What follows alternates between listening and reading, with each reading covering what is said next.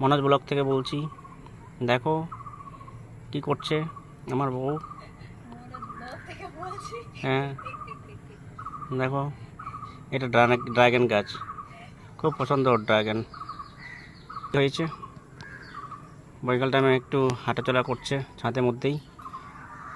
বাহ, খুব আনন্দ। ওটা চন্দ্রমল্লিকা।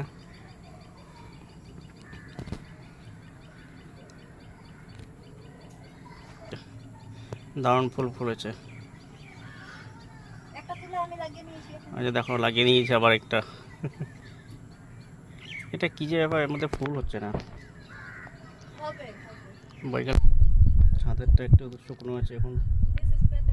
ওটা পেঁপের গাছ হয়েছে, পেঁপে ধরে নিয়েছে ওর মধ্যে। ওই যে ছোটো ছোটো পেঁপে দেখা যাচ্ছে।